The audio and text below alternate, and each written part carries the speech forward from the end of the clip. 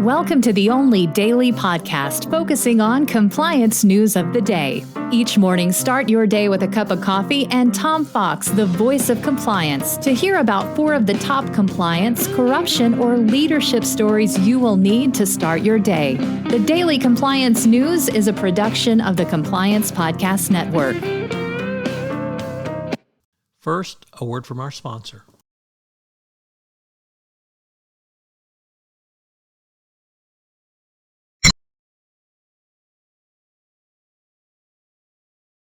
The Daily Compliance News for July 19, 2022, the Like a Good Neighbor edition. And we begin with that story from a first-time contributor to the Daily Compliance News, the Albuquerque Journal, who says the U.S. has a stake in Mexico's anti-corruption efforts.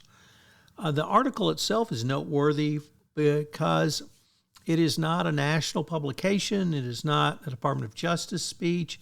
It is a op-ed piece from a New Mexico newspaper, the capital of New Mexico, Albuquerque, and its largest town, or city, I should say, who points out that the U.S. has a vested interest in Mexico's anti-corruption campaign. And not only is that a well-noted point, but the article ends with the following. There is corruption in both Mexico and the U.S. However, if we're going to be good neighbors and strong trading partners, we have to have governments at all levels that instill trust among its citizens and foreign investors. Rooting out corruption and prosecuting corruption is a move by the government to build this trust.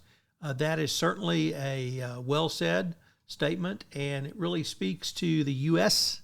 interest in Mexico having a robust ABC program. Next up from the Wall Street Journal, Risk and Compliance Journal, Richard Vandervoort reporting, 2 congressional congressmen have made a bipartisan call for companies to take action to comply with the newly operative U.S. law intended to block the import of goods made with Uyghur forced labor.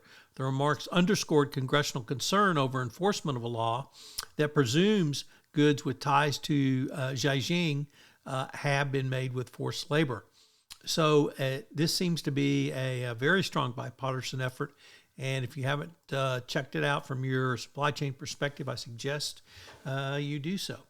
Next up from Reuters, the Bank of America has reserved $200 million for probes into bankers' use of personal devices. The Securities and Exchange Commission or other regulators appear very serious about banking entities and other entities that allow employees to use ephemeral messaging. And now BOA has reserved $200 million for this. It's one of a series of banks who've been hit by this fine or potential fine.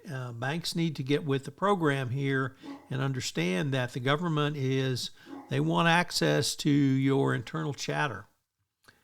We conclude with the heat apocalypse. Yes, the UK and the EU brace for record temperatures as high as 106 in the United Kingdom, and I thought it was hot here in the great state of Texas.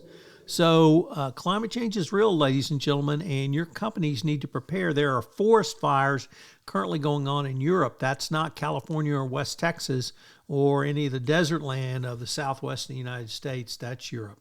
Get with the program. The Daily Compliance News is a production of the Compliance Podcast Network and a proud member of C-Suite Radio. Thanks so much for listening. I hope you'll join me again tomorrow.